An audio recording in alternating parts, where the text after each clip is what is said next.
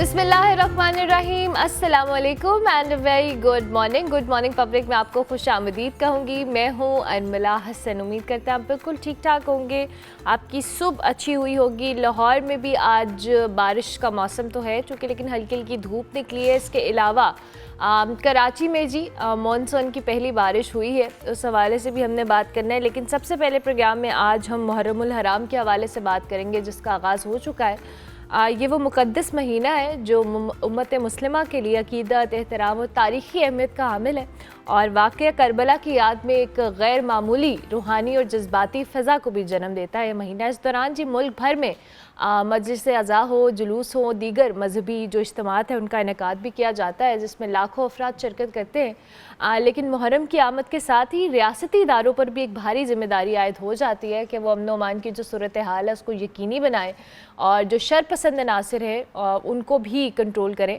मुहर्रम के दौरान जी फ़िरका वराना जो हम आंगी है उसको बरकरार रखना भी, और हसास मकामात की सख्त निगरानी के साथ साथ मुल्क भर में सिक्योरिटी को फराहम करना जैसे इक़दामात जो हैं हुकूमत की तरजीहात में शामिल होते हैं, ताकि लोग जो हैं बिला खौफ व ख़तर अपने अक़ीदे के मुताबिक जो मजहबी रसूमात हैं उनको अदा भी कर सकें। इस साल जी हुकूमत की तरफ से मुहर्रमुल हराम के दौरान जो सिक्योरिटी के इंतज़ामात हैं वो क्या हैं, हम मुख्तलिफ़ शहरों से आपको बताएंगे।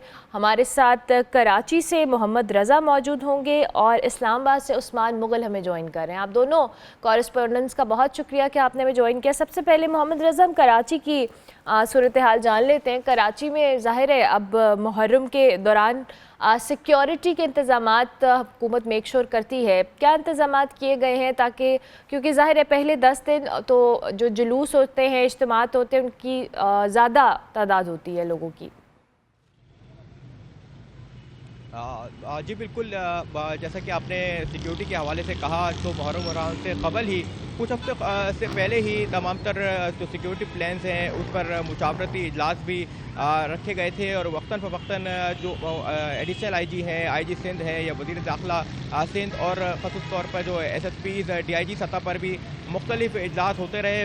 मुख्तलिफ मकातब फ़िक्र से ताल्लुक़ रखने वाले उलमा कराम से मुलाकातों का सिलसिला भी जारी रहा, और सिक्योरिटी के सख्त तरीन इंतज़ामात देखने में नज़र आ रहे हैं। बाकायदा सिक्योरिटी प्लान भी तैयार कर लिया गया है और उसको हतमी शक्ल भी दे दी गई है। तकरीबन पुलिस अफसरान और एहलकार 17,000 से ज़ायद जो अपनी ड्यूटी सर अंजाम देंगे। इसके अलावा 1,000 से ज़ायद जो जुलूस हैं वो निकाले जाएंगे, जबकि 4,000 से ज़ायद जो मजालिस हैं वो बर्पा होंगी। 4,000 से ज़ायद नफरी जो है वो जुलूसों पे, जबकि 11,000 से ज़ायद जो नफरी है वो मजालिस पर जो है अपनी ड्यूटी सर अंजाम देगी। इसके अलावा SSU के कमांडोज़ और रैपिड रिस्पॉन्स फोर्स समेत दीगर जो कानून नाफिज करने वाले इदारों के एहलकार हैं वो भी अपनी ड्यूटी सर अंजाम देंगे। खसूसी तौर पर जो हसास मकामात हैं, जो मसाजिद हैं, इमाम बारगाह हैं, वहाँ पर वक्तन व पुलिस अफसरान और रेंजर्स के जो अफसरान हैं वो विज़िट भी कर रहे हैं और जो सिक्योरिटी का खुद बाकायदा जायज़ा भी ले रहे हैं। इस वक्त मैं नुमाइश चौरंगी पर मौजूद हूँ। यहाँ पर भी क्योंकि ये मेन मरकज़ कहलाता है, अशरा मजालिस यहाँ से बाकायदा उसका आगाज़ होता है, तो यहाँ पर भी काफ़ी सिक्योरिटी के इंतज़ामात हैं। रेंजर्स और पुलिस के नफरी जो तैनात है। इसके अलावा 1,000 से ज़ायद जो ट्रैफिक पुलिस एहलकार हैं वो भी अपनी ड्यूटी सर अंजाम दिए हैं। खसूसी तौर पर जो कमांड एंड कंट्रोल सेंटर्स कायम किए गए हैं वहाँ से मॉनिटरिंग का सिलसिला किया जाएगा, और जो मेन CPO है सेंट्रल पुलिस ऑफिस, वहाँ से भी इसकी निगरानी की जाएगी। सेफ सिटी जो प्रोजेक्ट है उसके ज़रिए भी खसूसी तौर पर गाड़ियों पर नज़र रखी जाएगी। और जैसे जैसे दिन बढ़ते जाते हैं सिक्योरिटी मज़ीद सख्त की जाती है। खसूसी तौर पर जो ऊँची इमारतें हैं वहाँ पर भी शार्प शूटर्स जो है तैनात किए जाते हैं। जहाँ जुलूस जहाँ से मकामात पे से निकलता है वहाँ से सुराग रसा कुत्ते और बम डिस्पोजल स्क्वाड वो भी अपनी ड्यूटी जो है सर अंजाम देते हैं। ठीक है उस्मान, आप भी हमें ज़रा थोड़ा सा इस्लामाबाद के हवाले से बताइएगा, यहाँ पर क्या इंतज़ामात किए गए हैं ओवरऑल सिक्योरिटी को लेकर, या जुलूस का जो रूट है उस बात को कैसे मेक श्योर किया गया है कि ट्रैफिक की रवानी भी मुतासर ना हो और ये जो सिक्योरिटी के मामलात हैं वो भी बेहतर तौर पर हो जाएँ। जी बहुत शुक्रिया, क्योंकि आज मुहर्रमुल हराम की 1 तारीख़ है और 1447 हिजरी का आज से बाकायदा तौर पर आगाज़ हो चुका है, और यकम तारीख के साथ ही आज से मजालिस और जुलूसों का जो सिलसिला है वो शुरू कर दिया जाएगा। रावलपिंडी और इस्लामाबाद में जो मरकज़ी जुलूस है, इस्लामाबाद में मरकज़ी जुलूस जो है वो 9 मुहर्रमुल हराम, जबकि रावलपिंडी में 10 मुहर्रमुल हराम को जो मरकज़ी जुलूस है वो निकाला जाता है। और जिस इमाम बारगाह के बाहर मैं मौजूद हूँ, ये इमाम बारगाह कदीमी है जहाँ पर ये मरकज़ी जुलूस जो है वो इख्तिताम पजीर होगा। और जो जुलूस है वो इमाम बारगाह आशिक हुसैन तेली मोहल्ला से बरामद होगा, जिसके बाद कर्नल मकबूल इमाम बारगाह से बरामद होने वाले और शहर के छोटे बड़े जो जुलूस हैं वो इस मरकज़ी जुलूस के अंदर जो है वो शामिल होंगे। मजमूई तौर पर रावलपिंडी डिवीज़न में 4374 जुलूस जो है वो बरामद होंगे, जबकि 1003 मजालिस जो हैं वो मुनक्किद की जाएंगी। इसके साथ ही रावलपिंडी पुलिस की जानिब से तमाम तर इंतज़ामात जो वो मुकम्मल कर दिए गए हैं। शोला बयानी करने वाले जो ज़ाकिरीन हैं उनके दाखिले पर जो वो पाबंदी लगा दी गई है। 169 जो ज़ाकिरीन हैं उनके दाखिले पर पंजाब भर में जो वो पाबंदी आयद की गई है। इसी तरह एक कम 90 यानी 89 के करीब जो लोग हैं उन्हें 4th शेड्यूल के अंदर जो है वो शामिल किया गया है। रावलपिंडी पुलिस की भारी नफरी जो है वो इन जुलूसों और मजालिस के ऊपर जो है वो तैनात रहेगी। और उसके बाद ये अपने रवायती रास्तों से ये जुलूस होता हुआ फुवारा चौक पहुँचेगा, जहाँ पर नमाज ज़ोहरैन जो है वो अदा की जाएगी और उलमाए कराम फ़लसफ़ा हुसैनियत पर जो है वो रोशनी डालेंगे। और उसके बाद जंजीर ज़नी और सीना कोबी की जाएगी। तमाम जो रवायती रास्ते हैं उन्हें खारदार तारे, ब्लॉकर्स और कनाते लगाकर जो मुकम्मल तौर पर सील रखा जाएगा। मुल्हिका गलियाँ जो उन्हें बंद रखा जाएगा। उसके हवाले से मरकज़ी कंट्रोल रूम जो है वो कायम किया जाएगा। फ़ज़ाई निगरानी जो है वो की जाएगी। और उसके साथ साथ जो तमाम अहम इमारतें हैं वहाँ पर रावलपिंडी पुलिस के माहिर निशानाबाज जो है वो तैनात रहेंगे। अगर इस्लामाबाद की बात की जाए तो इस्लामाबाद के अंदर 181 के करीब मजालिस जो है वो मुनक्किद की जाएंगी। इसी तरह जो मरकज़ी जुलूस है वो G62 इमाम बारगाह असना अशरी से जो वो बरामद होगा, जो मेलोडी, अपारा और उसके साथ दीगर जो मुकामात से होता हुआ वापस जो वो G62 पहुँच कर जो वो इख्तिताम पजीर होगा। इस्लामाबाद के अंदर मजमूई तौर पर 16,000 से ज़ायद जवान जो वो ड्यूटी के फ़राइज़ सर अंजाम देंगे। इसी तरह रावलपिंडी और इस्लामाबाद में पुलिस की मुआवनत के लिए रेंजर्स के 6 जबकि पाक फ़ौज के 5 दस्तों को जो है वो तैनात रखा जाएगा। अहम इमारतों पर रावलपिंडी पुलिस के माहिर निशानाबाज जो वो तैनात रहेंगे। वॉक थ्रू गेट जो वो नस्ब किए जाएंगे। सख्त जमा तलाशी के अमल के बाद जो है जो अज़ादार हैं उन्हें जुलूस के अंदर जो वो दाखिल होने की इजाज़त दी जाएगी। उसके साथ जो वो Rawalpindi traffic police, Rawalpindi police और उसके साथ दीगर कानून नाफिज करने वाले इदारों के जो एहलकार हैं वो तैनात रहेंगे। शहर के अंदर जो वो ट्रैफिक की रवानी को बहाल रखने के लिए 3,000 से ज़ायद जवान जो वो ड्यूटी के फ़राइज़ सर अंजाम देंगे। और इस हवाले से रावलपिंडी और इस्लामाबाद की जो मरकज़ी शाहराएँ हैं उन पर CCTV footage cameras, close circuit cameras की मदद से जो है वो तमाम मशकूक सरगर्मियों पर जो है वो नज़र भी रखी जाएगी। जी ठीक हो गया, बेहतरीन। उस्मान, बहुत शुक्रिया कि आप इस हवाले से हमें बता रहे थे। मोहम्मद रज़ा, कराची में आज बारिश के इम्कानात भी हैं और कल रात भी हमने देखा कि मानसून की पहली बारिश हुई है। क्या सूरत हाल है जी बारिश के बाद की?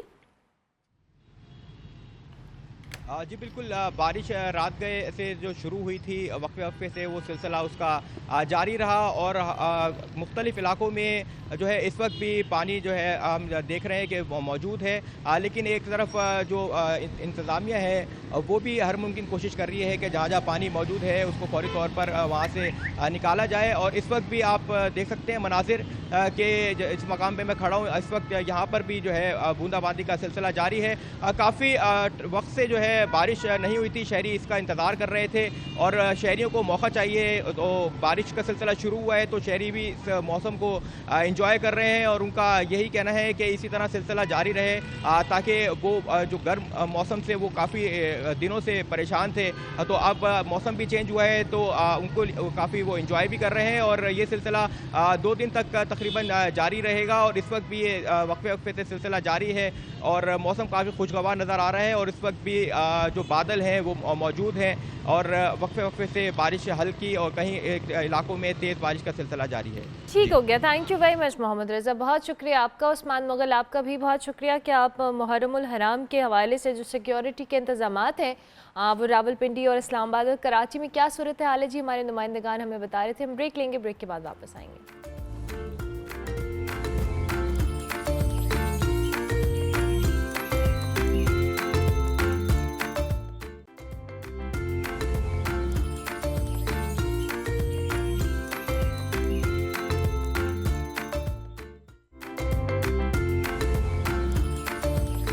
Welcome back to good morning public जी। ब्रेक के बाद वापस आ गए। अब जब हम डिस्कशन कर रहे हैं मशरिक़ वस्ता के हवाले से, तो बहुत सारी इंपॉर्टेंट डेवलपमेंट्स कल हुई हैं जिस पे हमने कल भी प्रोग्राम में बात की थी जी। गुज़िश्ता रोज़ वाशिंगटन में अमरीकी जो वज़ीर दिफ़ा हैं, उन्होंने अमेरिकन जॉइंट चीफ के हमरा पेंटागन में मीडिया को ब्रीफिंग दी, जिसमें उन्होंने कहा कि ईरान की जोहरी तनसीबात पर एक तारीखी और कामयाब फ़ौजी ऑपरेशन मुकम्मल किया गया, और जो प्रेसिडेंट ट्रंप है उन्होंने इंतहाई पेचीदा और मुश्किल ऑपरेशन जो है इसको मुकम्मल करवाया।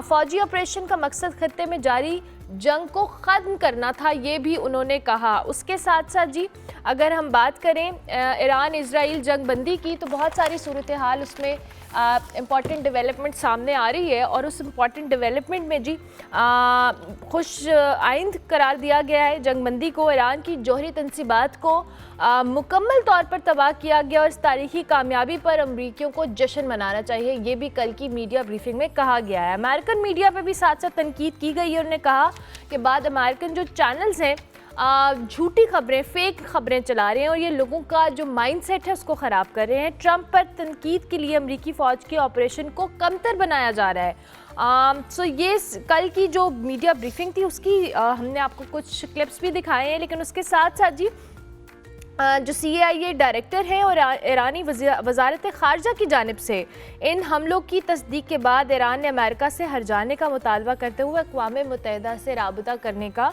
कहा है और फैसला किया है। पासदारान इनकलाब के नए जो सरबराह हैं उन्होंने भी इसराइल को सख्त नताइज की तंबीह की है, और ईरान माजी जैसा ही सख्त रद्द-ए-अमल देने से गुरेज करेगा।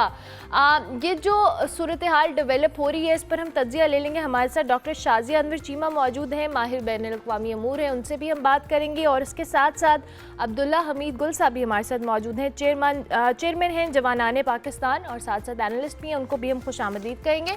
आप दोनों मेहमानों का बहुत शुक्रिया। डॉक्टर साहिबा, मैं आपसे गुफ्तगू का आगाज़ करूँगी। कल जो पेंटागन में ब्रीफिंग दी गई, जिसमें पहले हमने देखा कि जब अमरीकी सदर ने कहा कि हमने ईरान की जो जोहरी तनसीबात है उसको मुकम्मल तौर पर तबाह कर दिया, उसके बाद अमेरिकन मीडिया, वाशिंगटन पोस्ट समेत फॉक्स, CNBC, बहुत सारे ऐसे इदारों ने रिपोर्ट किया, इवन ब्रिटिश मीडिया ने भी रिपोर्ट किया कि जी तबाह मुकम्मल तौर पर नहीं हुई। तो कल ये मीडिया ब्रीफिंग दी गई और उसमें कुछ फुटेजेस भी शेयर की गई। इस मीडिया ब्रीफिंग से पहले आपको याद होगा पेंटागन पेपर्स भी कुछ लीक हुए। एक रिपोर्ट जो है इंटेलिजेंस की वो लीक हुई, जिसमें बताया गया कि नुकसान नहीं हुआ है। लेकिन सवाल ये नहीं है कि नुकसान हुआ है या नहीं है, क्योंकि जो इंडिपेंडेंट रिपोर्ट्स हैं वो ये हैं कि ईरान को ऑलरेडी पता था कि उस पर ये हमला होना है, तो वो वहाँ से सारा अपना इनरिच्ड यूरेनियम जो है वो ऑलरेडी निकाल चुके हुए थे, और ये हमला सिंबॉलिक था, और उसने बहुत मिनिमलिस्टिक और पार्शियल जो है वो नुकसान पहुंचाया है। उस नुकसान में ऐसी कोई चीज़ नहीं है जिसके बारे में आप कह सकें कि उनकी तनसीबात जो है, वैसे भी वो 10 से ज़्यादा ऐसी लोकेशंस हैं जिनमें से सिर्फ 3 को अटैक किया गया, और 3 में भी जो है नुकसान नहीं नज़र आता है। और लेकिन बहरहाल जिन्होंने अटैक किया है, अगर वो कह रहे हैं कि नुकसान हुआ है, तो मुझे ये लगता है कि ये भी एक लिहाज से ठीक है। अगर हम बहुत ज़्यादा ये कहेंगे कि नुकसान नहीं हुआ है, तो फिर वो कहेंगे कि ठीक है अभी तो नुकसान करना बाकी है। तो ये हमला सिंबॉलिक था। ईरान के जौहरी प्रोग्राम को कोई नुकसान नहीं हुआ, और ईरान जो अक़वाम मुत्तहिदा में गया है वो इस हमले की वजह से नहीं गया है, वो IAEA की वजह से गया है। कि IAEA जो इंटरनेशनल एटॉमिक जो प्रोग्राम है एनर्जी का, उनके बिट्रेल की वजह से, क्योंकि उन्होंने जिस तरीके से वहाँ पे बैठकर जो जितना डेटा कलेक्ट किया और फिर उसको मोसाद को जो है वो देने का उन पे अलेजिडली उनको कहा जा रहा है। एक सॉफ्टवेयर वो यूज़ कर रहे हैं अपने ऑफिशियल पर्पसेस के लिए, डेटा कलेक्शन के लिए, प्लांटियर, जो कि अमेरिका का के अंदर भी बहुत से महकमों में वो इस्तेमाल होता है, और उसके प्लांटियर जो है वो आगे से सब वेरिएंस यूज़ कर रहे थे मोज़ेक का, जो कि सारे का सारा डेटा कलेक्ट कर रहे थे, और वो डेटा जो है वो आगे से वो इसराइल को भी दे रहे थे और अमेरिका में भी वो पहुंचा रहे थे, जो कि उनको एज अ न्यूट्रल बॉडी नहीं पहुंचाना चाहिए। तो इसी वजह से IAEA से ईरान ने निकलने की भी बात की है, और अक़वाम मुत्तहिदा में भी कहा है कि अगर ये इदारा न्यूट्रल नहीं हो सकता तो फिर इसका कोई पर्पज़ नहीं है। लेकिन जहां तक मेरी रिपोर्ट्स हैं, ईरान की जौहरी तंसीबात पे नुकसान नहीं हुआ है। ये बिल्कुल वैसा ही अटैक था जो कतरी बेस पे था, जिसके बारे में पहले ही बता दिया गया था, और वो कतरी बेस भी ऑलरेडी खाली हो चुकी हुई थी। तो ये ठीक। फेस कीपिंग के सिंबॉलिक अटैक्स थे, और बहरहाल इसमें कोई ना कोई मीडिएटर शामिल था, जिसका क्रेडिट हम नहीं लेते। बातें जब खुलेंगी तो खुलेंगी, तो ये सब कुछ सिंबॉलिक था और ठीक हुआ, खत्म हो गया जो भी हुआ। डॉक्टर लेकिन साहब, ये अब आपने बड़ी IAEA को भी इंटरेस्टिंग बात कर दी है कि ये सिंबॉलिक था। और हम परसों भी यही डिस्कशन कर रहे थे प्रोग्राम में कि हमने इतनी कोऑर्डिनेटेड जो चीज़ है वो शायद बहुत सारे एनालिस्ट आप जैसे कह रहे हैं कि नहीं देखी है। बिकॉज जब कतर की एयरबेस पे अटैक हुआ, जो अमेरिकन एयरबेस है वहाँ पर, उस वक्त भी ये कहा गया जी कि कतर ने पहले से इन्फॉर्म कर दिया था। फिर उसके बाद जब ये ईरान का जौहरी तंसीबात का मामला हुआ, अब्दुल्ला हमीद गुल साहब, मैं आपसे भी ये सवाल करूंगी, जैसे भी डॉक्टर साहिबा ने बात की है कि ये सिंबॉलिक या फेस कीपिंग एक स्ट्रैटेजी नज़र आ रही है बजाय। डू यू थिंक कि कल की मीडिया ब्रीफिंग से पहले भी जो बातें खबरें आ रही थी, जिसको अब अमेरिकन मीडिया को डोनाल्ड ट्रंप और उनकी टीम तनकीद का निशाना बना रही है, कहीं ना कहीं जस्टिफाइड है कि वो गलत खबरें करें, या वाकई अमेरिका ने फेस कीपिंग के लिए सारा किया ताकि उनकी बात भी रह जाए और ईरान के ऊपर जो अटैक है वो कहीं ना कहीं दुनिया के सामने भी आ जाए? बिस्मिल्लाहिर्रहमानिर्रहीम, बहुत शुक्रिया, सुबह बखैर। देखिए, जहाँ तक ताल्लुक़ है अमेरिका का, इज़राइल का और ईरान का, इसको समझना बड़ा ज़रूरी है, क्योंकि हमेशा फॉल्स एलिगेशंस लगा के अमेरिका जो है वो ममालिक के ऊपर हमले करवाता है या ख़ुद बराह रास्त करता है। इसकी मिसाल जो है वो आपको इराक़ की मिलती है, जब ये कहा गया था कि वेपन ऑफ मास डिस्ट्रक्शन जो हैं वो वहाँ मौजूद हैं, और उसके नतीजे में 1 मिलियन लोग जो थे उनको कत्ल कर दिया गया। और उसके बाद जो है वो टोनी ब्लेयर की स्टेटमेंट आई, और इसी तरीके से दीगर इदारों की, कि वहाँ तो कोई वेपन ऑफ मास डिस्ट्रक्शन था ही नहीं। फिर इसी तरीके से कहा गया कि तालिबान जो हैं वो दहशतगर्द हैं, और अमेरिका का कानून बड़ा वाज़ेह है कि वो दहशतगर्दों के साथ किसी किस्म की निगोसिएशन नहीं करते। लेकिन हमने ये देखा कि पूरे मुल्क को तहस नहस कर दिया गया। डेजी कटर बॉम्ब जो है वो फेंके गए, मदर ऑफ ऑल बॉम्ब्स फेंके गए, और 20 साल एक कौम को जलील और रुस्वा कर दिया गया। और लेकिन उसके बाद नतीजा ये निकला कि दोहा के अंदर उन्हीं तालिबान जिनको वो दहशतगर्द कहते रहे, उनके साथ अमेरिका ने मुज़ाकरात करके फिर इनखला किया। हालांकि वो ये चाहते थे कि रिजीम चेंज वहाँ भी चाहते थे। रिजीम चेंज का इनकी बहुत पुरानी ख्वाहिश है। कभी ये शाम में रिजीम चेंज करते हैं, कभी लीबिया में करते हैं, कभी जो है वो इराक़ में करते हैं, कभी यमन में करते हैं, अफ़गानिस्तान में, वियतनाम में, हेटी में, सोमालिया के अंदर। यानी कि गर्ज ये है कि एक तवील लिस्ट है। अभी ईरान के अंदर जो बुनियादी तौर पे जो हमले हुए, वो एक ये थे कि जी ईरान डीन्यूक्लियराइजेशन तरफ हम उसको लेके जा रहे हैं, और दूसरा रिजीम चेंज के। तो दोनों जो अभी मामलात हैं वो तो खटाई में पड़ गए, क्योंकि अभी IAEA के मुताबिक जो है किसी किस्म का जो है वो ताबकारी के असरात नहीं आए।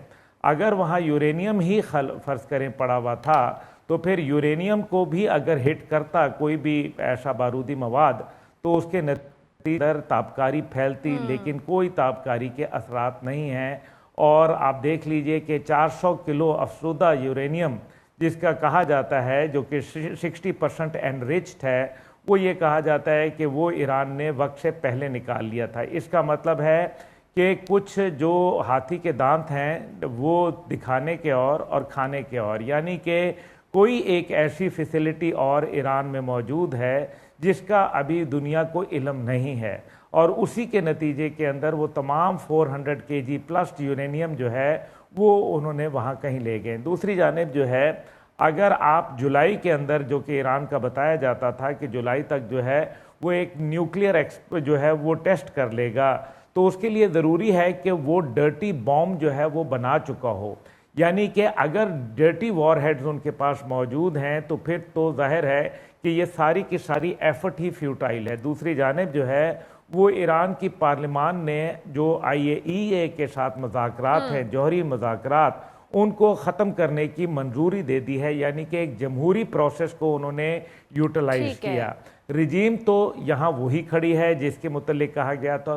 फिर इसका मतलब यह है कि इस सारी जंग के अंदर ईरान विक्टोरियस आया। लेकिन अब जिस तरीके से अब्राहम एकॉर्ड की बात की जा रही है और किसी तरीके से जो है वो गज़ा के अंदर जो है वो तमाम का तमाम सामरिया के अंदर और यहूदिया के अंदर वेस्ट बैंक में के इलाकों के अंदर जो है वो इसराइल को वहाँ कंट्रोल देने की बातें की जा रही हैं। कुछ अरब दुनिया के ममालिक को ज़बरदस्ती दबाव डाला जा रहा है कि वो इसराइल की नाजायज़ रियासत को तस्लीम करें।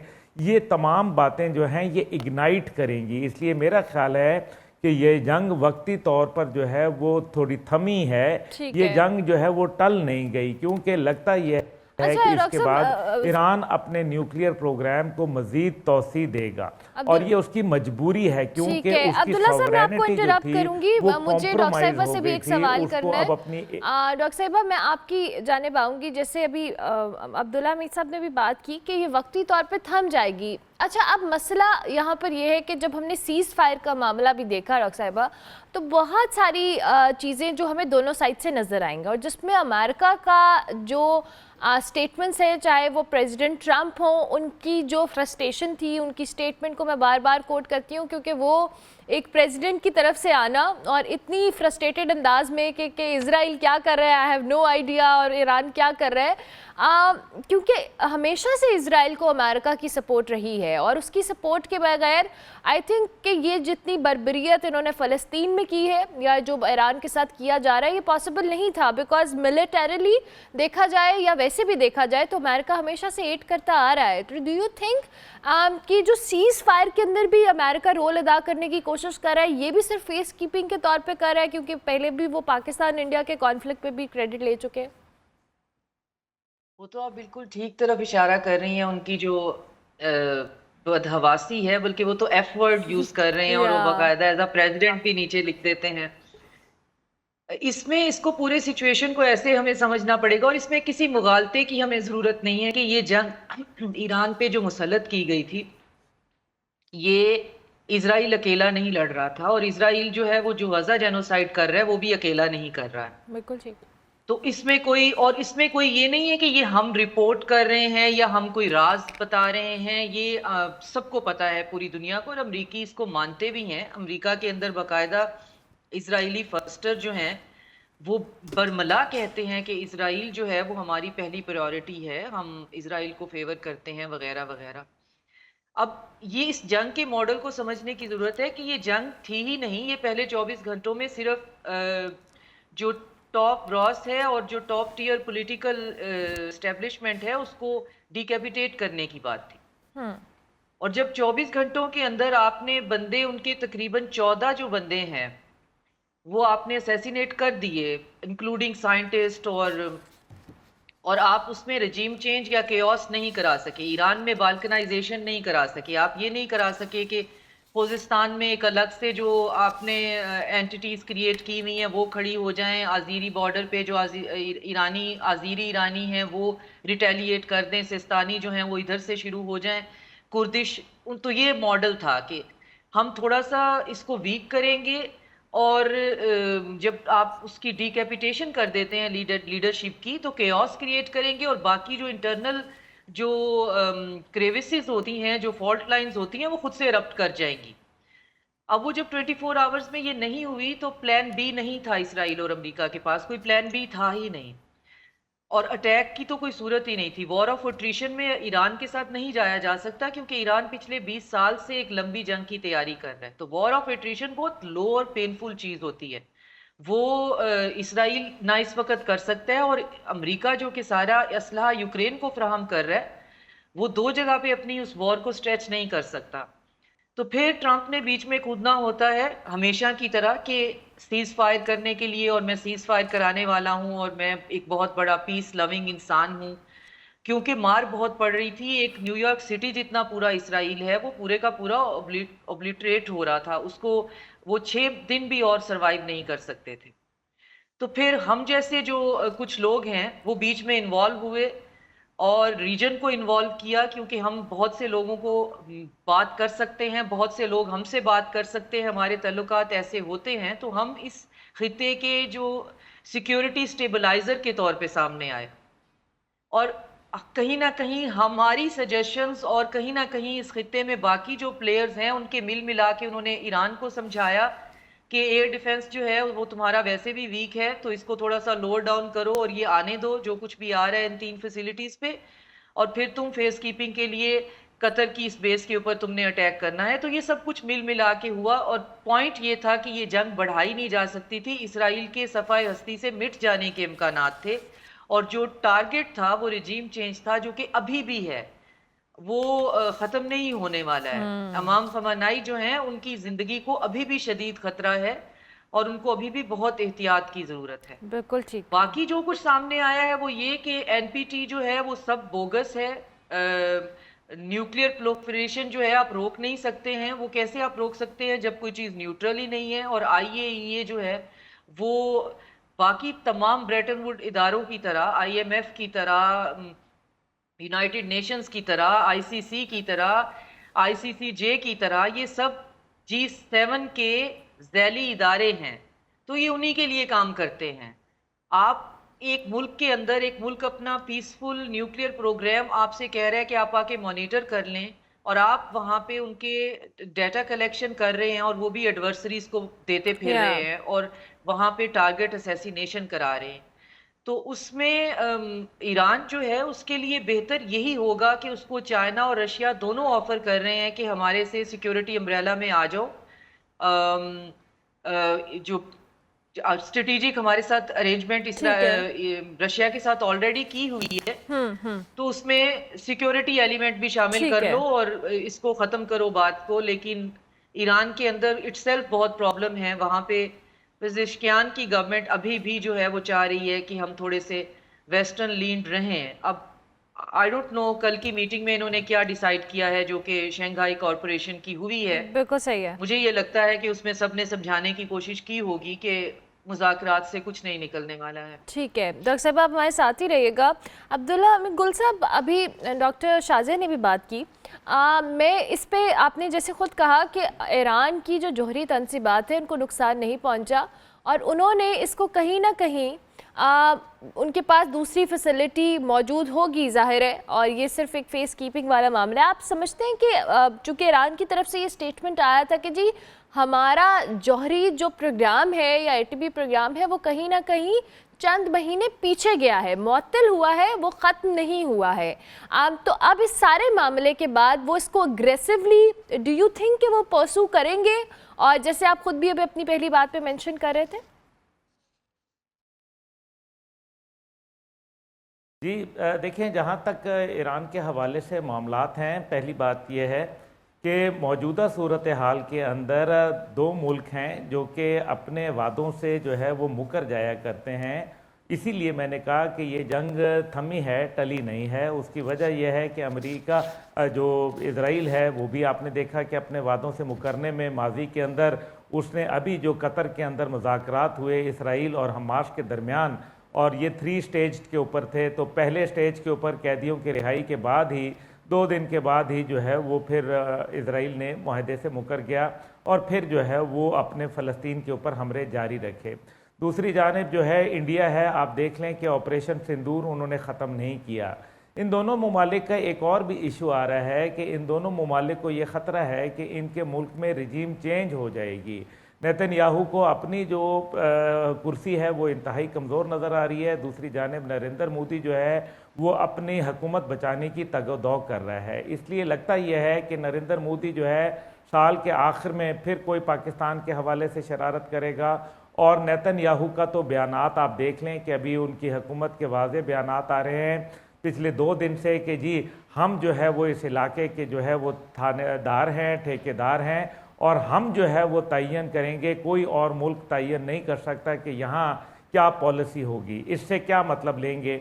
दूसरी जानिब जो है वो ईरान के साथ सपोर्ट के अंदर आपने देखा कि जिस तरीके से इस्लामी ममालिक की तो एक डिप्लोमेटिक सपोर्ट आई, लेकिन दूसरी जानिब जो है वो लग ये रहा है कि खामोश सफारतकारी के ज़रिए चीन ने एक बहुत बड़ा रूस के साथ मिलकर किरदार अदा किया। और लगता यह है कि अगर अगली दफ़ा ये हुआ तो फिर मामलात बहुत ज़्यादा तकलीफ़ की तरफ चले जाएंगे। लेकिन जैसे मैंने गुजारिश की कि ईरान का बदला अभी पूरा नहीं हुआ और ख़ास तौर पे अगर फ़लस्तीन के अंदर जेनोसाइड जारी रखा गया तो नतीजा ये निकलेगा कि ये मुल्क दोबारा आपस में आके टकराएंगे, क्योंकि अब्राहम एकॉर्ड जो है वो ज़ाहिर है वो मुसलमानों के लिए, फ़लस्तीनियों के लिए जो है एक बहुत बड़ा मुश्किल खड़ा कर देगा, क्योंकि ज़ाहिर है ग्रेटर इसराइल के नक्शे के अंदर जो है वो मक्का और मदीना की खुल के बात कर रहे हैं यहूदी के वो हमारे इलाके हैं।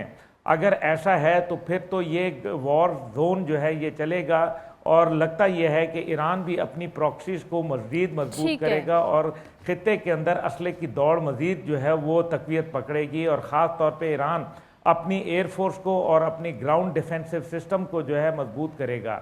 अब आप ये देखें कि कॉम्पनसेशन का जो क्लॉ है वो ये बात करते हैं कि जी कॉम्पनसेशन हमें दी जाए, यानी कि हम IAEA के साथ NPT के सिग्नेटरी हैं और इसराइल तो वो भी नहीं है, तो फिर हमने जब कोई जौहरी चीज मिली नहीं आपके पास तो फिर आप हमें जो है वो कैसे ये कह अब्दुल्ला सकते से हैं। मुझे एक ब्रेक दूसरी लेनी है, जानिब जब जो हम ब्रेक के बाद वापस आएंगे तो गुफ्तगू के सिलसिले को हम यहीं से आगे बढ़ाएंगे। डॉक्टर शाजिया अनवर चीमा साहिबा भी हमारे साथ मौजूद हैं। ब्रेक लेते हैं, ब्रेक के बाद वापस आते हैं।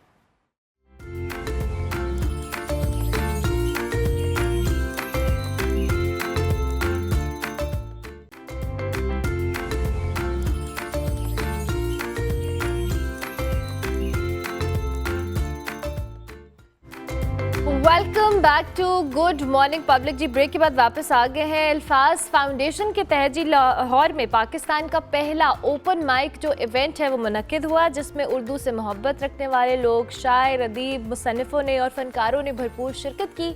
इसी हवाले से हाफिज उस्मान की रिपोर्ट देखते हैं।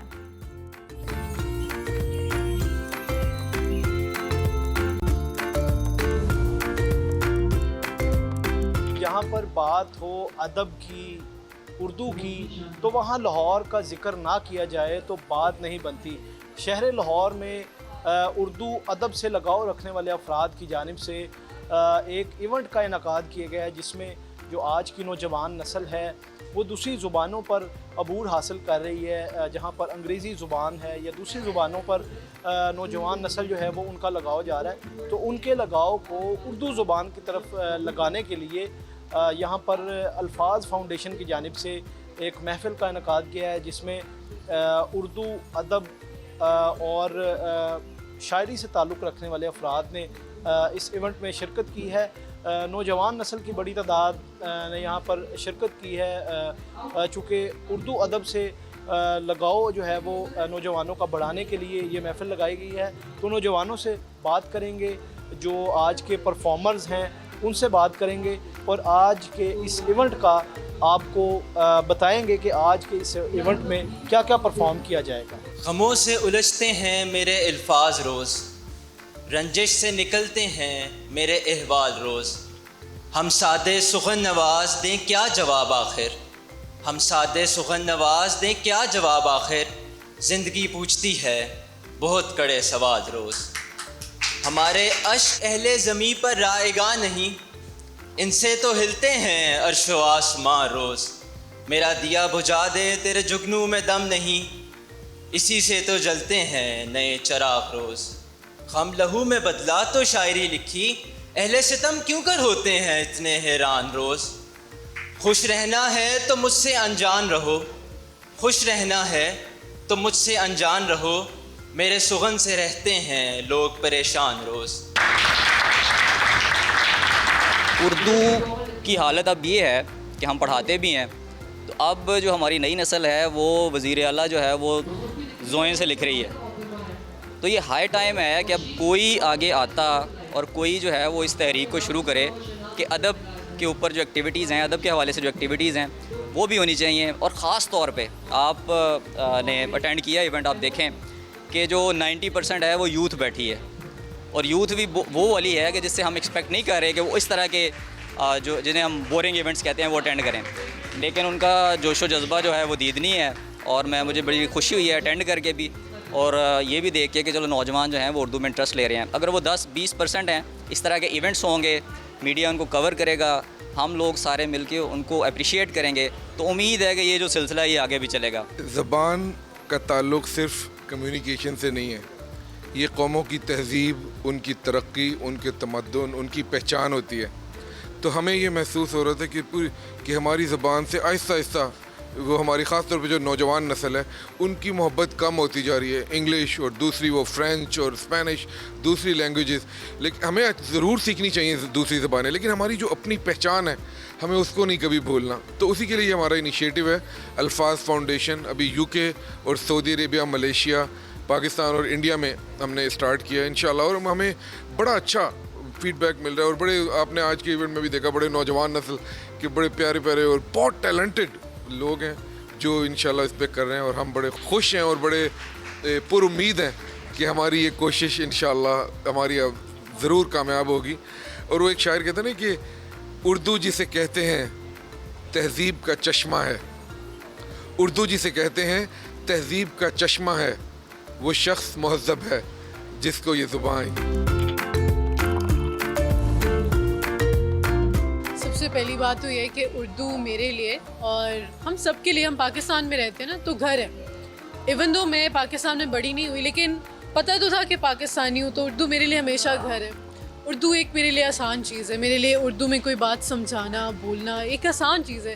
तो मुझे लगता है कि ऐसे इवेंट्स होना बहुत ज़रूरी है, क्योंकि ज़िंदगी की इतनी हलचल में, यूनिवर्सिटी में इंग्लिश में एसेज लिख रहे हैं, सब लिख रहे हैं, बात करें, उस सब के बाद थक हार के एक आराम सुकून की जो एक होती है ना महफिल, वो मेरे लिए हमेशा उर्दू में होगी। इट डज़न्ट मैटर कि मैं इंग्लिश में मूवीज़ देख कर आ रही हूँ, इंग्लिश में पेपर देख के आ रही हूँ, आखिर घर के अंदर आके, घर आके जो उर्दू सुनना और बोलना है वो मेरे लिए बहुत इंपॉर्टेंट है। तो मैं आई रियली अप्रिशिएट इट, और आई रियली अप्रिशिएट कि दे इन्वाइटेड मी। मेरे लिए मैं बहुत शुक्रगुजार हूँ कि उन्होंने मुझे यहाँ बुलाया। एक बात जो पहली जो मैं बोलना चाहूँगी कि जो लोग बोलते हैं अच्छा हमें 2 ज़बानें आती हैं, उर्दू और इंग्लिश, तो अगर आपको उर्दू अच्छी आती नहीं है तो फिर आप ये बोलें ही ना कि मुझे उर्दू आती है, फिर आप बोलें कि मुझे इंग्लिश आती है, आप इंग्लिश बोलें।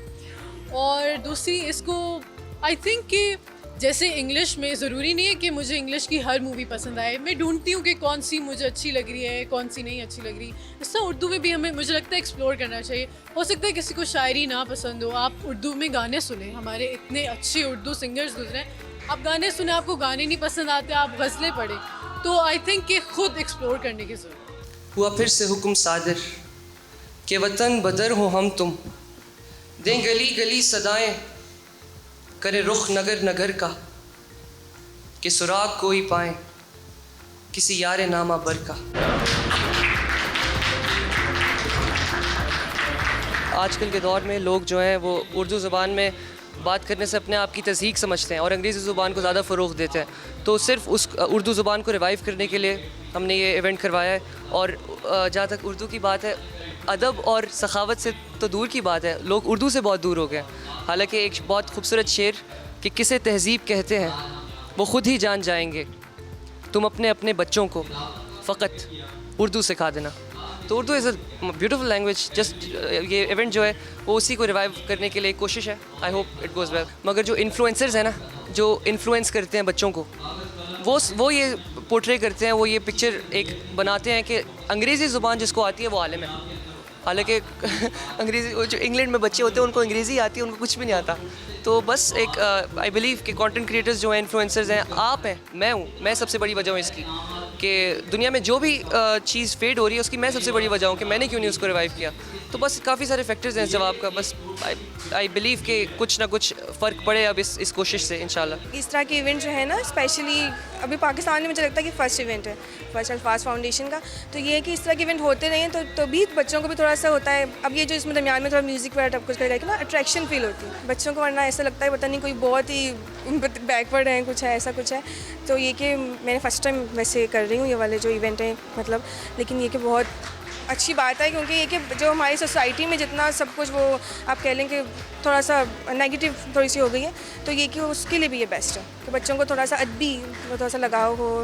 बाकी के मुझे अच्छा लगा ये ना।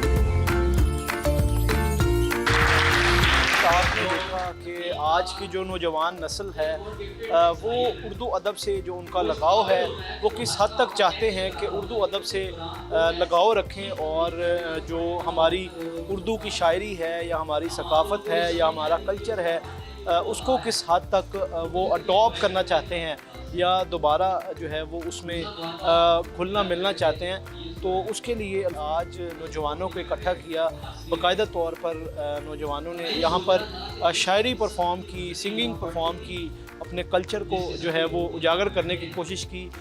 तो भरपूर जो है वो उन्होंने परफॉर्मेंस दिखाकर जो शायकीन थे उनसे भी खूब दाद वसूल की।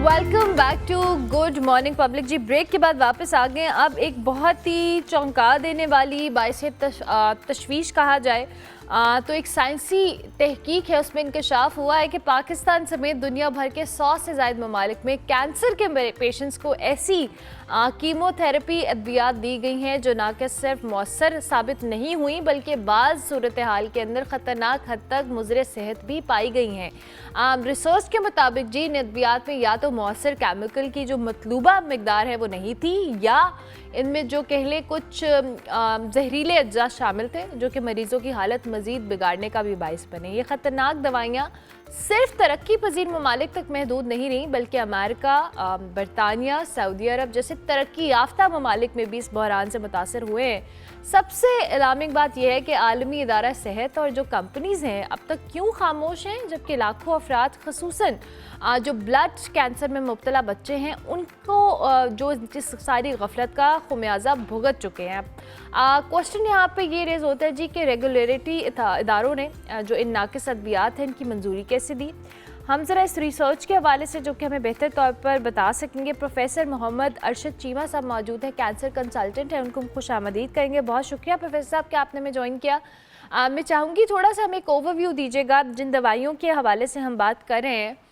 रिसर्च कह रही है कि ये अद्वियात ठीक नहीं थी और अभी तक ये बहुत सारे पेशेंट्स पे तरक्की पजीर ममालिक के साथ साथ तरक्की याफ्ता ममालिक पे भी इस्तेमाल हुई हैं। एक यूके का एक जर्नल है साइंटिफिक जिसे लैंसेट ग्लोबल ऑन्कोलॉजी कहते हैं, उसमें एक रिपोर्ट छपी है कुछ दिन पहले जो ये कहती है कि सब सहारा अफ्रीका के कुछ मुल्क जैसे इथोपिया हो गया, मलावी है, कैमरून, इनमें जो कैंसर के मरीज़ों को दवाइयाँ दी जा रही हैं वो उनमें दवाई की सही मकदार शामिल नहीं है। अब ये देखें, ये जो मसला है ना कि जब आप कोई चीज़ प्रोवाइड करते हो तो उसमें मिलावट हो जाए,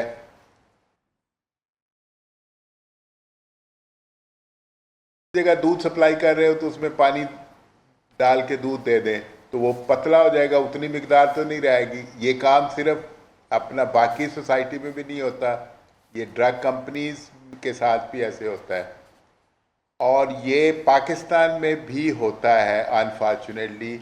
और इससे बदलने का तरीका ये है कि पहले तो हम गाए बगाए जो दवाइयाँ इस्तेमाल करते हैं हम उनके लिए क्वालिटी कंट्रोल या एक चेक होना चाहिए। हमारा अपना DRAP is drug regulatory authority of Pakistan. DRAP का ये काम है कि वो मुख्तलिफ जगहों से नमूने इकट्ठे करे और उनको एनालाइज करवाए और ये देखे कि जो हमें चीज़ें मिल रही हैं काम करने के लिए। देखो, डॉक्टर को एक एम्प्यूल देखने से तो नहीं पता चलेगा ना कि ये सही है या गलत है, जब तक आप उसका केमिकल एनालिसिस नहीं कर लेते कि उसमें जो ऊपर लिखा हुआ है कि अगर ये मिथोट्रेक्सेट है तो अंदर भी मिथोट्रेक्सेट ही है, ये ना हो कि अंदर पानी से भरा हुआ है। देखो, कंपनियां जो है वो करती हैं, कंटेमिनेंट या एडिशनल चीज़ें मैन्युफैक्चरिंग में शामिल हो जाती हैं जो उनको पता नहीं चलता, और अगर पता भी चलता है तो वो उसे इग्नोर करते हैं। हम मुसलमान के तौर पे हम इस पे बिलीव करते हैं कि रसूल अल्लाह ने कहा था मन गश्शा फलैसा मिन्ना, जिसने मिलावट की है वो हम में से नहीं है। अब दो चीज़ें, एक इंटेंशनल है और एक मैन्युफैक्चरिंग मिस्टेक है। इंटेंशनल भी ये है कि बहुत सारी दवाइयाँ जो है नॉट जस्ट कैंसर की दवाइयाँ, बाकी की भी एंटीबायोटिक्स भी और दूसरी कुछ दवाइयाँ ऐसी हैं जो सब स्टैंडर्ड मार्केट में आती हैं। तो इसके लिए रेगुलेटर होते हैं दुनिया में हर जगह पे। अमेरिका में FDA है, पाकिस्तान में अब अथॉरिटी है क्योंकि हम लोग जो इस्तेमाल करते हैं ये दवाइयाँ, हमें भी वी हैव टू सी कि हमारे पेशेंट को इस दवाई से फायदा होने की बजाय उल्टा नुकसान तो नहीं हो रहा। अब मैं आपको इसकी रीसेंट एग्जांपल नहीं हो रहा। अब मैं आपको इसकी रीसेंट एग्जांपल देने लगा हूँ जिससे आपको सिचुएशन समझ आ जाएगी।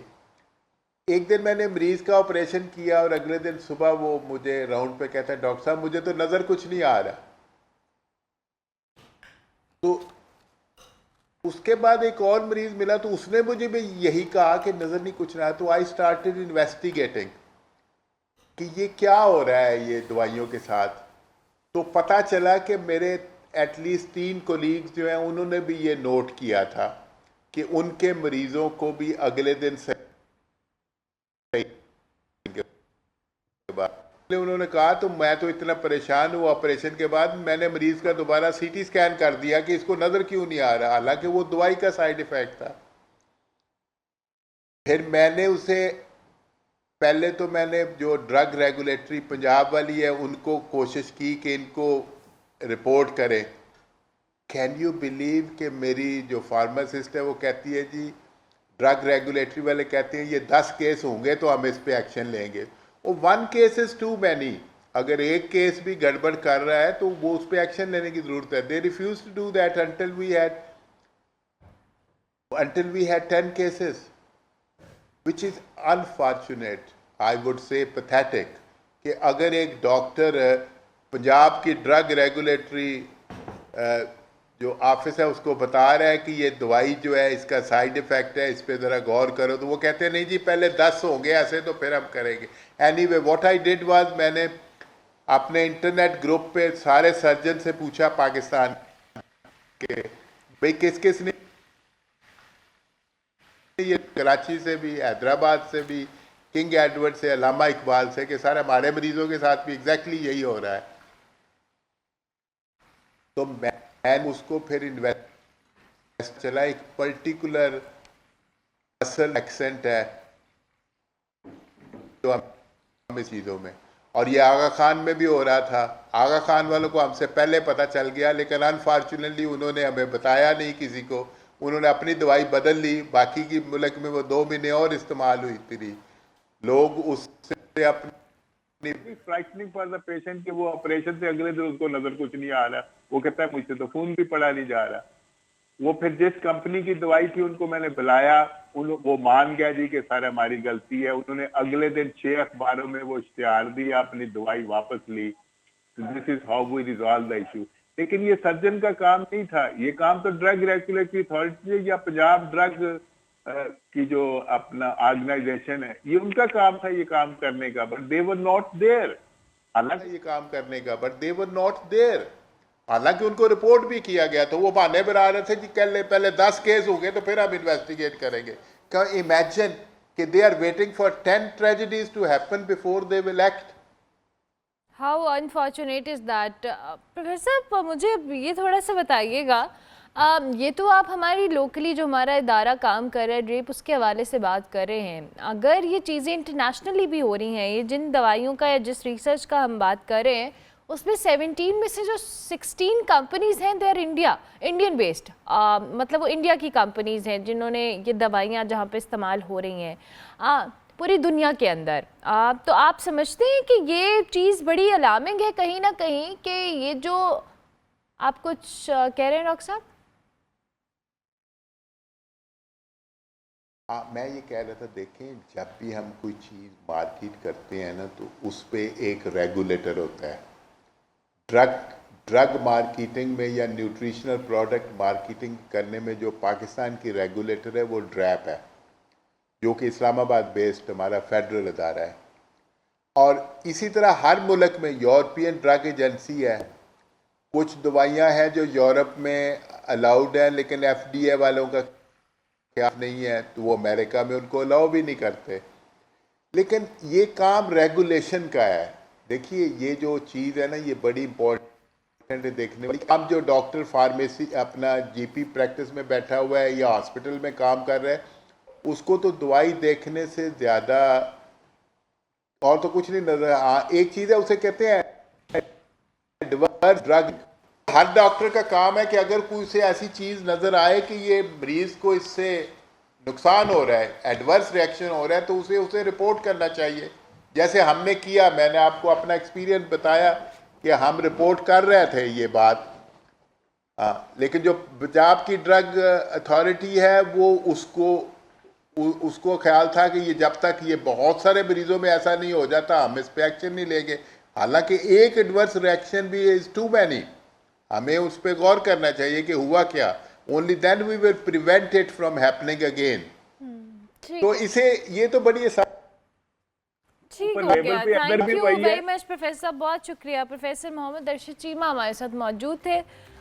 जिस रिसर्च का हम जिक्र कर रहे हैं, दुनिया में 100 से ज़ायद ममालिक में इस तरह की ड्रग्स का इस्तेमाल होना इट्सेल्फ बड़ी अलार्मिंग बात है। और रेगुलेटरी अथॉरिटीज़ क्यों इस पे एक्शन नहीं ले रही हैं? अब जो रिसर्च आ रही है, जो चीज़ें एक जर्नल के अंदर पब्लिश हुई हैं, इस पे भी बहुत सारे क्वेश्चन रेज हो रहे हैं। हम ब्रेक लेंगे, ब्रेक के बाद वापस आएंगे।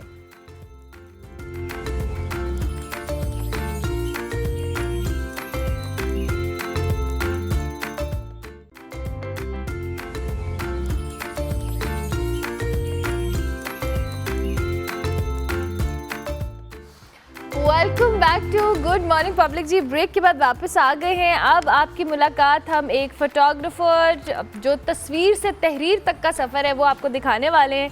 शुएब गंडापुर हमारे साथ मौजूद हैं। एक ऐसे सयाह हैं जिन्होंने दुनिया के 107 ममालिक का सफ़र मुकम्मल किया है, और ना सिर्फ इन मकामात को उन्होंने अपनी आंखों से देखा है बल्कि कैमरे की आंख में महफूज भी किया है। ये एक बासलाहियत फ़ोटोग्राफ़र है और जो मुख्तलिफ़ सकाफ़तों को, चेहरों को, लम्हों को तस्वीरों में कैद करते हैं और इसका हुनर बखूबी जानते हैं। इनका लेंस कहानियाँ ढूंढता है जी। दुनिया भर की सयाहत के दौरान उन्होंने बहुत सारी चीज़ों को एक्सपीरियंस किया और आज हम उनसे बात करेंगे। Thank you very much Shoaib Gandapur साहब कि आपने हमें ज्वाइन किया। I hope you are doing well. सबसे पहले तो हमें ज़रा अपना इस जर्नी के 107 ममालिक उनको ट्रैवल करना और एक्सपीरियंस करना, आई एम श्योर कि आपके पास बहुत सारी बातें होंगी, बहुत सारे एक्सपीरियंसेस होंगे हमारे साथ शेयर करने के लिए।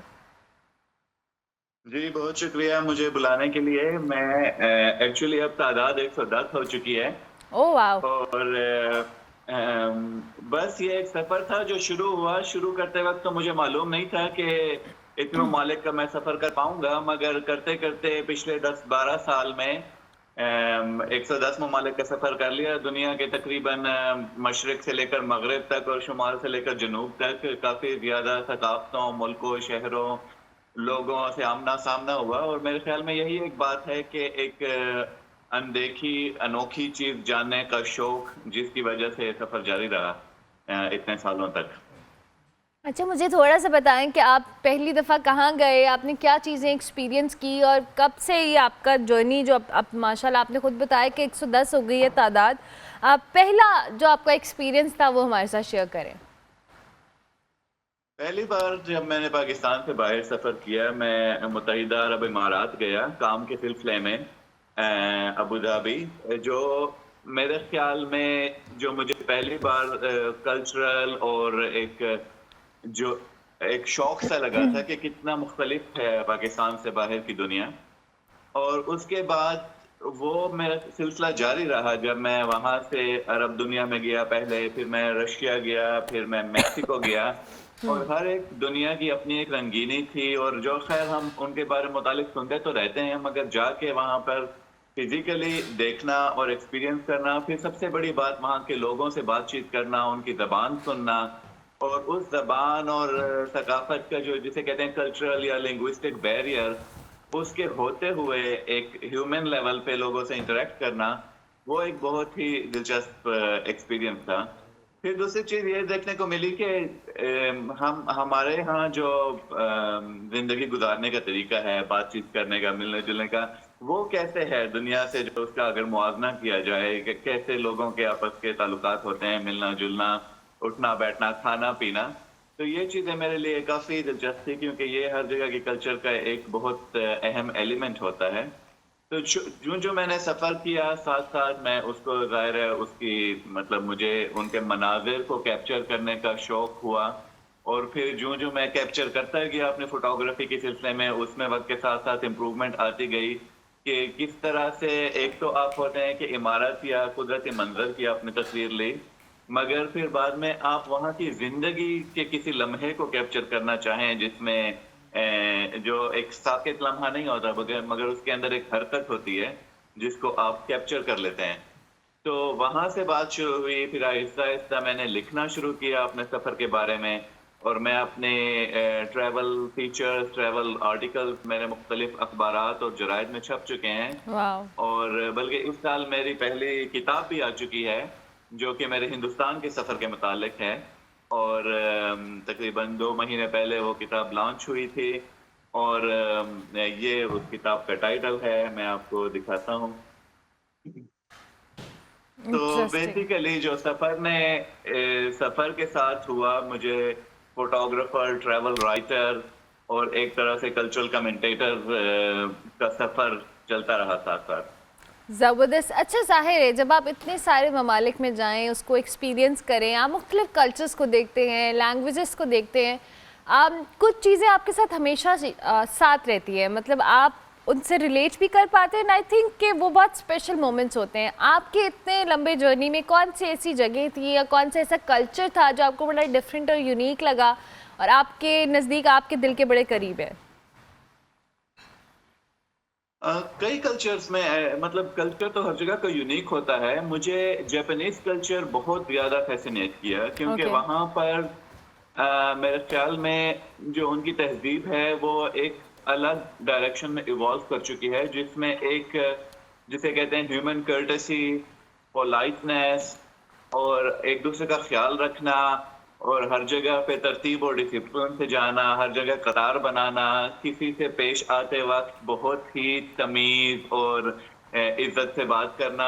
मुझे ये चीज़ जापान में बहुत ज़्यादा खूबसूरत लगी कि वहाँ पर आप आपस में उनको एक दूसरे से इंटरेक्ट करते देखते हैं, या वो आपसे इंटरेक्ट करते हैं। मैं बाहर से गया, मुझे उनकी ज़बान नहीं आती, मगर वो सबसे एक ही तरह से एक इंतहाई मुअद्दिबाना और बहुत ही एक तहज़ीब याफ्ता तरीके से जो उनका वो कल्चरल एलिमेंट था, वो मुझे बहुत ज़्यादा फैसिनेट किया।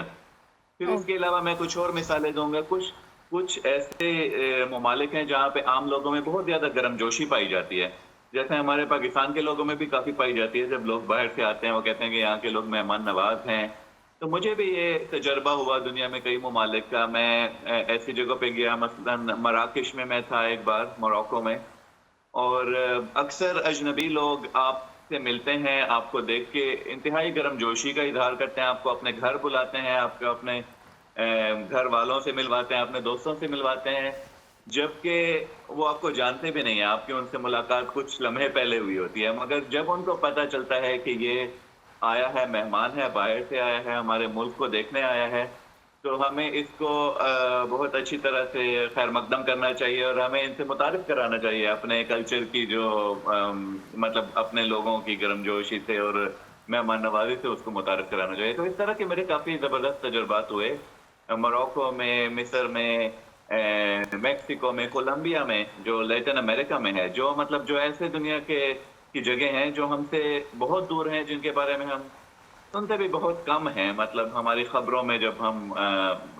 जिन जगहों के नाम लेते हैं उसमें उन जगहों के वो, क्योंकि वो दुनिया का दूसरा कोना है, मगर उनकी हमारी खबरें उन तक पहुंचती है, उनकी खबरें हमारे तक पहुंचती हैं बहुत कम। मगर फिर भी जो चीज़ मैंने सीखी है सफ़र में कि बहरहाल आप अगर एक दूसरे को नहीं भी जानते हैं, आपकी ज़बान या सकाफत बहुत भी मुख्तलिफ है, एक बुनियादी इंसानी रिश्ता दुनिया के तमाम इंसानों में मिल जाता है। That's और ये चीज़ एक सफ़र का हासिल है मेरे ख्याल में। डेफिनेटली। अच्छा शोएब साहब, अभी आपने जिक्र भी किया अपनी किताब का, जो कि आपने इंडिया पे आपका जो जर्नी है आपने उस पर लिखी। ज़ाहिर है आप अभी बात कर रहे हैं कि आपने मुख्तलिफ कल्चर्स को एक्सप्लोर किया, आप लोगों से मिले।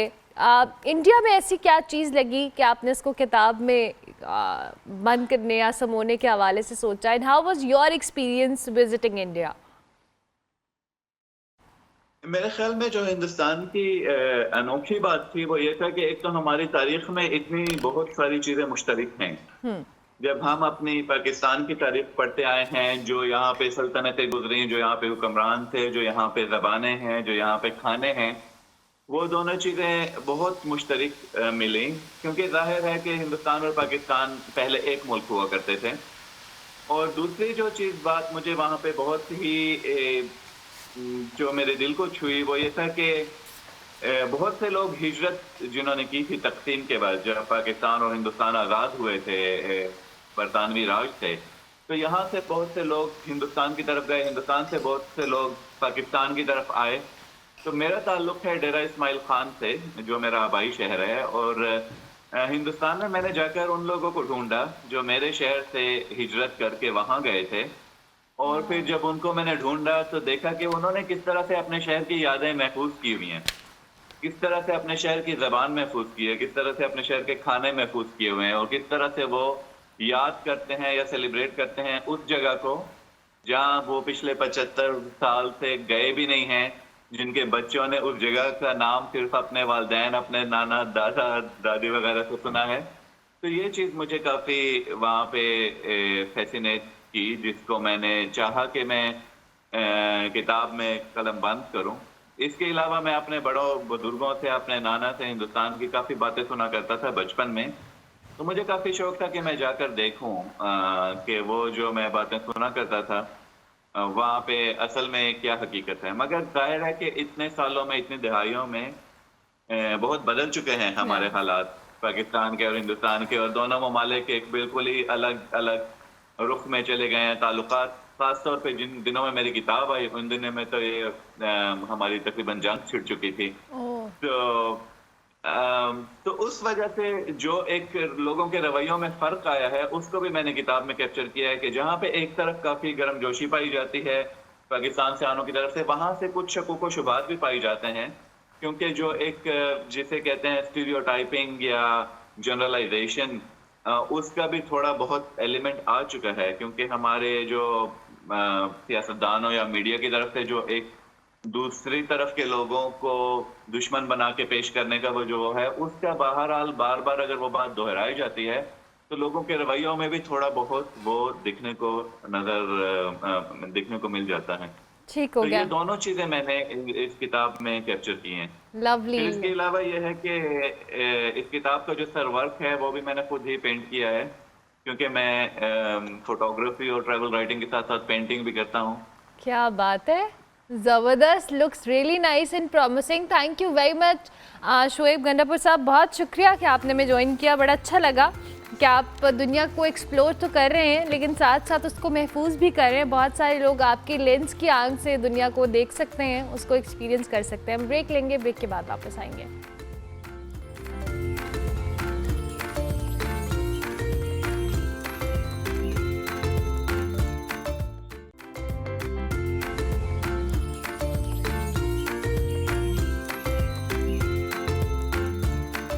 Welcome back to good morning public जी। ब्रेक के बाद वापस आ गए। हमने एक बड़े इंपॉर्टेंट टॉपिक पे बारिश से रिलेटेड बात करनी है, लेकिन उससे पहले हम ज़रा किचन का रुख करेंगे जहाँ पे शेफ़ अजमल शाह हमारे साथ मौजूद हैं। अस्सलाम वालेकुम। वालेकुम अस्सलाम। क्या हाल है आपके? अल्हम्दुलिल्लाह मैम। क्या बना रहे हैं आज आप? मिस चिकन पकौड़ा आज बना रहे हैं। अरे वाह, मौसम की मुनासबत से। जी मिस, बिल्कुल थोड़ा वेदर हमारा चेंज हो रहा है अल्हम्दुलिल्लाह। गर्मी ने थोड़ा सा कमर टूटी है बारिश की वजह से, तो मैं चाह रहा था कुछ चटपटी चीज़ें वैसी हो जाए। तो क्या रेसिपी है जी? जी मिस, इसकी रेसिपी यह है, सबसे पहले तो मिस आपने देखा होगा नॉर्मली पकोड़े जो बनते हैं हमारे यहाँ वो बेसन में बनते हैं, वो काफ़ी हैवी हो जाते हैं। तो हमने इसको थोड़ा कन्वर्ट किया है कि आप सिर्फ बोनलेस चिकन लें। बोनलेस चिकन पे आप स्पाइसेस यूज़ करें, लाइक जैसे मैंने रखा है red chilli powder, turmeric, salt है, थोड़ा कोरिएंडर है। कोरिएंडर कोशिश करें होल लें, उसको हाथ से मसल के, जो टिपिकल हमारा स्टाइल है उसमें लेके जाएं। थोड़ा सा ज़ीरा खुशबू के लिए 1 टीस्पून के करीब, और रेड चिली क्रश, इनको लगाएं और कम से कम चिकन को इसके साथ 1 घंटे तक मैरिनेट कर दें। वो इन्हीं के अंदर डिप रहे। जब आपने इनको फ्राई करने की तरफ जाना हो उससे तकरीबन ½ आवर पहले आप उस पर 2 टेबल स्पून मैदे का इस्तेमाल करें और हाफ कॉर्नफ्लोर का। ठीक है। इसको मिक्सअप करें, एक एग का इस्तेमाल करें, एग के साथ इसको बीट करें अच्छी तरह और रैप करें, फिर देन 1 पीसेस में इसको फ्राई कर लें, डीप फ्राई कर लें। डीप फ्राई कर ओके, लें। अगर आप चाहें तो आप एयर फ्राई भी कर सकते हैं। हाँ, एयर फ्राई का इस्तेमाल, बहुत सारे लोग ऑयल नहीं अवॉइड करना चाहते हैं। तो अच्छा, ये प्रेजेंटेशन भी हो गई है, मैं चाहूँगी साथ साथ दिखा दें कैमरामैन, ये चिकन पकौड़ा की प्रेजेंटेशन है, साथ साथ मीनवाइल अजमेर शाह साहब इसको फ्राई भी करें। थैंक यू वेरी मच जी, बहुत शुक्रिया। मौसम की मुनासिबत से जी आप घर पे ट्राई कर सकते हैं, it's very quick and easy recipe. आगे बढ़ते हैं जी। आप चूँकि हम मानसून बारिशों की बात कर रहे हैं, अनफॉर्चुनेटली हमें अच्छी बातें करनी होती हैं कि जी बारिशें हो गई, रहमत की बारिश हो गई, लेकिन बहुत सारी ऐसी चीज़ें हैं जो कि इंतज़ामिया के एंड से होती हैं। हमने लाहौर के अंदर हमेशा से हम तारीफ़ करते आ रहे हैं कि बहुत अच्छा काम हो रहा है, चाहे वो बड़ी ईद के ऊपर सफाई हो, एडमिनिस्ट्रेशन मामलात हो, लेकिन इन मानसून बारिशों ने बहुत सारे जो कंसर्न्स हैं उनको जन्म दिया है, जिसमें एक बहुत बड़ा फैक्टर जो लाहौर के अंदर इंफ्रास्ट्रक्चर के इस वक्त मसाइल चल रहे हैं। चूँकि बहुत सारी चीज़ें ऐसी हैं जो रेनोवेट हो रही हैं, उनको रिकन्स्ट्रक्ट किया जा रहा है, उसमें बहुत सारी रोड्स शामिल हैं, लेकिन चूँकि इंतज़ामिया की जानिब से कहा गया था कि by the end of June हम ये जो तमाम मामलात हैं इंफ्रास्ट्रक्चर के, जो रोड्स बन रही हैं, जो सीवरेज लाइंस डल रही हैं, उन सबको कंप्लीट कर लिया जाएगा। कंप्लीट हुआ, मट्टी डाल दी गई, लेकिन जो रिस्टोरेशन का प्रोसेस है वो नहीं हो सका, जिसकी वजह से जैसे ही बारिशें हुई, जो ये आप मनाजिर देख रहे हैं, सड़कों के ऊपर गड्ढे पड़ना और इसके साथ साथ मट्टी जो इर्द गिर्द हमें नज़र आ रही है, सीवरेज लाइन के लिए मट्टी बैठ चुकी है, सीवरेज लाइंस जहाँ पे डली थी वहाँ पे जो भी खुदाई हुई है उसके इर्द गिर्द की मट्टी नम हो गई है। और पहले भी ये जिन रोड्स के हम आपको मनाजिर दिखा रहे हैं, माजी के अंदर भी यहाँ पर इस तरह की चीज़ें होती रही हैं कि सीवरेज लाइन का पाइप फटने से रोड में शगाफ पड़ गया, गाड़ियाँ गिर गई, मोटरसाइकिल गिर गई, जिससे बहुत सारे नुकसानात हुए हैं। कल भी मॉल टाउन के अंदर इसी तरह का एक वाक़या हुआ, लेकिन उसको फिल कर दिया गया। लेकिन इस वक्त हमारे नुमाइंदे हाफिज़ उस्मान ऐसी एक जगह पे मौजूद हैं जहाँ पे सीवरेज लाइंस डल रही हैं, लेकिन अभी तक वो चूँकि प्रोसेस कंप्लीट नहीं हुआ, तो जो मट्टी है वो बारिश की वजह से बैठ गई है और वहाँ पर इर्द गिर्द लोग ज़ाहिर कम्यूट कर रहे होते हैं, आवाम को बड़े मसाइल हैं। तो हाफिज़ उस्मान सर हमें बताइएगा आपकी एग्जैक्ट लोकेशन कहाँ पे है और बारिश के बाद क्या सूरत हाल हुई है जी? जी बिल्कुल, बहुत शुक्रिया अरमला आपका। सबसे पहले आपको सुबह बखैर। जी इस वक्त मैं मौजूद हूँ लाहौर के इलाका जोहर टाउन, ख़याबान फिरदौसी इसको कहा जाता है। ये वो शाहराह है जहाँ पर साल में 3 से 4 मरतबा शगाफ पड़ता था। उसके बाद गवर्नमेंट ने फ़ैसला किया कि इस रोड को तरक्की याफ्ता रोड बनाया जाएगा और लाहौर डेवलपमेंट प्रोजेक्ट में इस रोड को शामिल किया गया। उसके बाद इस रोड के ऊपर तरक्याती काम शुरू किया गया, सीवरेज लाइन का काम शुरू किया गया। इसके साथ साथ जो इस रोड की जो शगाफ पड़ने की मेन सबसे बड़ी वजह थी वो पुरानी सीवरेज लाइन थी, उसको ख़त्म करके नई सीवरेज लाइन डालने का ये मंसूबा था जो कि जून में ख़त्म होना था। लेकिन चूँकि मानसून प्री मानसून जो है वो शहर लाहौर में दाखिल हो चुका है, जून भी जो है वो ख़त्म होने को है, लेकिन अभी तक जो यहाँ का काम है, तरक्याती काम है, वो अभी तक मुकम्मल नहीं हो सका। इसी तरह शहर लाहौर के दीगर इलाकों की बात की जाए जहाँ पर तरक्याती काम शुरू तो किए गए लेकिन ख़त्म होने का नाम नहीं ले रहे। शहरी जो हैं वो बजाय इस तरक्याती काम के उनको कोई सहूलत पहुँचे या उनको कोई फ़ायदा पहुँचे तो वो मज़ीद जो है वो उनको तकलीफ़ का सामना करना पड़ रहा है इन तरक्याती कामों के लेट होने की वजह से। तो इंतज़ामिया से जब हमारी बात हुई तो इंतज़ामिया का यही कहना था कि जो तरक्याती काम है जो शहर लाहौर में लाहौर डेवलपमेंट प्रोजेक्ट फ़ेज़ 1 और फ़ेज़ 2 जो है वो शुरू किया गया है, वो अभी तक जो है वो अगले 6 माह तक भी जो है वो मुकम्मल नहीं हो सकेगा। चूँकि अब मानसून भी सर पे है, प्री मानसून का पहला तोहफ़ा कल आपको देखने को नज़र आया, शहर लाहौर को मिला, जो शगाफ की सूरत में जो है इंतज़ामिया ने शहरियों को तोहफ़ा दिया। ये तोहफ़ा मैं इसको इस वजह से कहूँगा कि इंतज़ामिया की जो नाकिस हिकमत अमली थी और जो इंतज़ामिया की जो तैयारी नहीं थी मानसून को जो है वो कवर करने के लिए, तो उसका जो है वो पहला तोहफ़ा मॉल टाउन में कल देखने को नज़र आया। अभी तहाल ये कहना मुश्किल है कि ये तरक्याती काम कब तक मुकम्मल कर लिया जाएगा, जबकि इंतज़ामिया ये कह रही है कि अगले 6 माह तक ये तरक्याती काम मज़ीद चलेगा। तो ख़याबान फिरदौसी का जो रोड है, मेरे पीछे आप मेरे अक़ब में मनाजिर भी देख रहे होंगे कि जो ये सीवरेज की पाइप लाइन्स हैं, ये पड़ी जो है वो बसीदा हो रही हैं, जंग आलूद हो रही हैं। मटीरियल इस कदर नाकिस है कि इंतज़ामिया के ऊपर इंतज़ामिया की कारकर्दगी पर एक सवालिया निशान है कि इस तरह का नाकिस मटीरियल जब तरक्याती कामों में इस्तेमाल किया जाएगा तो ये जो तरक्याती काम है, ये जो मंसूबे हैं, ये कितनी देर तक चल सकेंगे। तो ये भी एक अहम सवाल है इंतज़ामिया की कारकर्दगी के ऊपर कि इस कदर नाकिस मटीरियल का इस्तेमाल इतने बड़े बड़े प्रोजेक्ट्स में करना, ये इंतज़ामिया की जो नहली है उसका मुँह बोलता सबूत भी है। पीछे भी हमें बहुत सारे वो जो पाइप्स हैं उनके पीसेस नज़र आ रहे हैं जहाँ पे मिट्टी है, और जाहिर है कि रोड के साइड आगे से सर्विस लेन है, क्योंकि कल ही यहाँ से मेरा गुजरने का इत्तेफाक हुआ है। सर्विस लेन बंद तो की गई है लेकिन उसके साथ चूँकि मेन रोड भी है, अगर यहाँ से लोग गुजर रहे हैं और ये मिट्टी बैठ चुकी है पानी की वजह से, तो यू नेवर नो कि ये जो पाइप्स हैं रोड साइड पे भी हो सकते हैं, कोई भी अनफॉर्चुनेट वाक़या हो सकता है। क्या इंतज़ामिया इस हवाले से, चले अब जो होना था वो तो हो गया, इसके प्रिकॉशनरी मेजर्स को लिए जा रहे हैं या नहीं, ये इसी तरह से है? जी बिल्कुल, जब इसके ऊपर भी हमारी इंतज़ामिया से बात हुई तो इंतज़ामिया का ये कहना था कि इसको प्रॉपर तरीके से इस जो मटीरियल को सिक्योर करने की चूँकि जगह नहीं है उनके पास, जगह का फुकदान है, तो जिसकी वजह से उनको रोड जो है वो बंद करना पड़े हैं। रोड्स के ऊपर जो सीवरेज के पाइप हैं आपको नज़र आ रहे होंगे, जो रोड्स के ऊपर रखे गए हैं, जो वापडा टाउन से आने वाली जो ख़याबान फिरदौसी को लिंक करती है रोड, वो एक जानिब की रोड जो है वो मुकम्मल तौर पर बंद है, चूँकि सीवरेज लाइनें जो हैं वो रोड के ऊपर पड़ी हैं। सर्विस लेन जो है वो यूज़ की जा रही है, लेकिन सर्विस लेन की जो ट्रैफिक का दबाव है वो इस कदर है कि सुस्त रवि का शिकार ट्रैफिक नज़र आ रही है। एक ही जानिब की जो रोड है वो चल रही है। इंतज़ामिया के पास जो है वो इसको रखने के लिए कोई ऐसी जगह नहीं बताई जा रही, तो इस वजह से ही इसको रोड के ऊपर रखा गया है। और रोड के ऊपर रखने से इस मटीरियल को मैं देखा भी है, ख़ुद भी देखा है, बाकायदा तौर पर इसकी हमने फुटेज भी बनाई है।